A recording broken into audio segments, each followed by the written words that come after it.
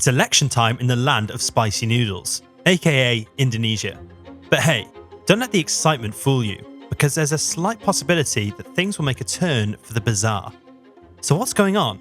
Well, Indonesia, the country that brought you the world's largest single-day electoral extravaganza, has somehow slipped under the radar of many international media outlets. It's almost as if they're more interested in the shiny, feel-good stories of democratic progress happening elsewhere. But let's not kid ourselves. Indonesia's got its own unique brand of political drama. Take Defense Minister Prabowo, for example. This guy's declaring victory in the presidential race even before the official results are out. Talk about confidence, right? Prabowo's victory speech was like a greatest hits album of missed opportunities. He went on and on about economics, but completely ignored the urgent reforms that could boost Indonesia's standing in the global market and create real jobs for people.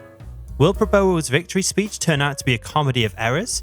Or will the country avoid a nosedive into the past? Starting in the 1960s, Indonesia went into an era of economic growth under General Suharto's strict New Order regime, which went on until 1997. He stabilized the inflow of Western capital and reinstated political stability with an important role for the army, which was the industrial production of goods. With the rise in global oil prices starting in the 1970s, Indonesia was able to export large amounts of gas and oil at a huge profit. Suharto was able to use a portion of these profits to support the growth of the highly developed manufacturing sector. The World Bank report from 1993 refers to this era as the East Asian miracle, highlighting the importance of human capital investments and macroeconomic stability. But just as they started rising, Indonesia was hit by the Asian financial crisis in 1997, which quickly turned into political and economic chaos. A variety of economic problems were exposed during this financial crisis, including a weak and unclear financial system, unprofitable real estate ventures, and deficiencies in the judicial system. The growing corruption inside the government also spread across the government agencies. These activities demonstrated the problems of the deeply centralized autocratic Suharto regime. In an effort to solve the crisis, Indonesia raised domestic interest rates, tightened fiscal policy, and floated the rupiah, the Indonesian currency.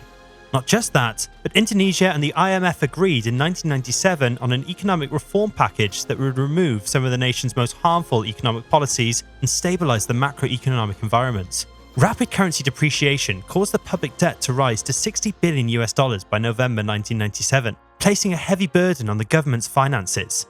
In 1998, the real GDP shrank by 13.1% and inflation topped 72%. Soon after, in May 1998, President Suharto was pushed to step down. Under President B.J. Habibie, Indonesia and the IMF reached an agreement in August 1998 on an extended fund facility that included ambitious structural reform goals. These days, the Indonesian economy continues to face significant challenges with economic development. Some of its current issues include a poor degree of security in the provinces and somewhat erratic political practices. Other issues that we shouldn't ignore are the lack of trustworthy legal approaches for resolving contract disputes and corruption. On top of all that, the tense relationships that exist between Indonesia and the IMF. Basically, in this period, things are swinging from bad to good and from good to bad in Indonesia. What about over the last few decades?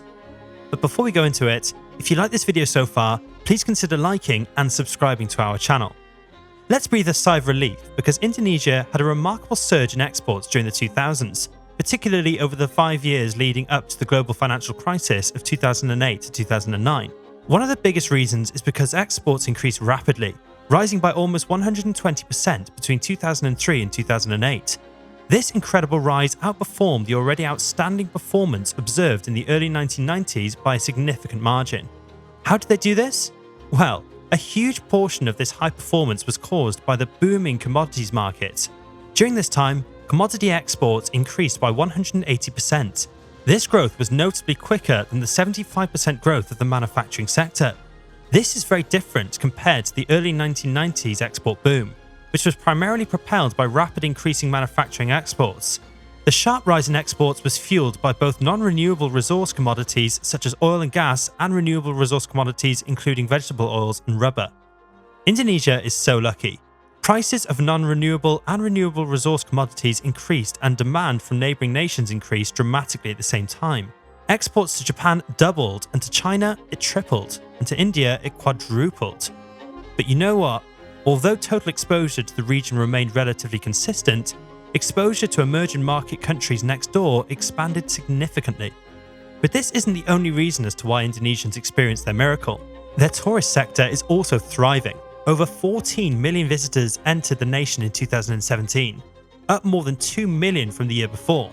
It appears likely that this sharp rise in tourists and the billions of dollars in foreign exchange that go along with them will not diminish anytime soon. This isn't by chance. Rather, it's the outcome of a planned, purposeful government initiative to promote industry expansion. The Ministry of Tourism announced in 2015 that 20 million foreign visitors would be welcomed by 2019. This seemed like an ambitious goal at the time, with the population hovering around 9 million. But guess what? In 2019, there were more than 16 million visitors to Indonesia. But what is causing this sudden growth in the tourism sector? Well, the government established very specific objectives in the tourist sector and then planned and carried out a campaign to meet those targets. This isn't the only factor, of course. The declining value of the rupiah helped by making Indonesia an even more appealing travel destination for travelers with tight budgets. But that's only a small portion of the larger picture that includes numerous initiatives to promote Indonesia as a travel destination. The Ministry of Tourism worked hard to carry out regulatory changes to draw in investments and identify important locations outside of Bali for development and promotion. Even though Bali is the giant when it comes to tourism, other locations including Jakarta and Batam Island are also seeing more and more visitors. With all this prosperity, what has Indonesia got to fear? Well, there's a chance with this election that Indonesia, a country that was once an authoritarian regime, is headed back towards its dark past. The possible consequences are far beyond the boundaries of the nation. Indonesia has much to do with the climate change crisis, being one of the world's largest exporters of coal, nickel, and palm oil. Additionally, under President Joko Widodo, connections with China have greatly intensified, but he's also sustained strong defense links with Washington. In the fight between the United States and China for influence in Asia, Indonesia is viewed by the US officials as a swing state. It's viewed by many as a referendum on the achievements of Mr. Joko, who is stepping down after 2 5-year terms and has brought about universal healthcare, built more than 1,000 miles of roads and highways, and overseen respectable annual economic growth of roughly 5%, surpassing countries next door such as Malaysia, Thailand, and China. For these reasons, he's still incredibly popular. His supporters believe that he has not yet completed his work and that urgent problems like poverty and inequality still need to be resolved. Opponents claim that during Mr. Joko's administration, democratic standards were undermined and that he is currently attempting to maintain his influence even after he leaves office. So now, the super important question to ask: who are the presidential candidates that voters will have the opportunity to select from for the first time in 15 years? They are Ganjar Pranowo, the former governor of Central Java, Anies Baswedan, the former governor of Jakarta, and Mr. Prabowo, the current defense minister. Mr. Prabowo declared earlier this month that Mr. Joko's initiatives had been very, very beneficial for all of the people. This means that he has positioned himself as the candidate for continuity. Similarly, Mr. Ganjar of Central Java has pledged to carry out the majority of Mr. Joko's programs, but with some modifications. Finally, Mr. Anies, the former governor of Jakarta, is well liked in the city for his work handling the coronavirus pandemic and enhancing public transportation. Experts predict that a Prabowo victory would mean continuing the present government's attempts to assist commodities downstreaming and increase battery and electric vehicle manufacture, as well as maintaining a focus on infrastructure development, notably in the newly constructed capital city. Also, real GDP growth is expected to remain at or slightly over 5% both this year and the following. It's also expected that the monetary and fiscal policy environments will continue to be favourable to macroeconomic stability. The government debt in Indonesia will continue to decrease steadily. This is presuming that the new parliament will generally favour conservative fiscal measures and deficits that do not exceed 3% of GDP. Although it was temporarily loosened during the COVID-19 outbreak, Indonesia's budget deficit is legally limited to 3% of GDP. In 2023, the fiscal deficit was probably lowered to 1.7% of GDP. Part of the reason for Indonesia's excellent fiscal performance has been the widespread political support for sticking to the deficit ceiling.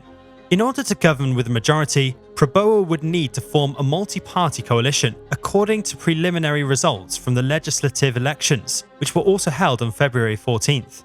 After the incoming administration takes office in October, its fiscal plans will probably be more apparent.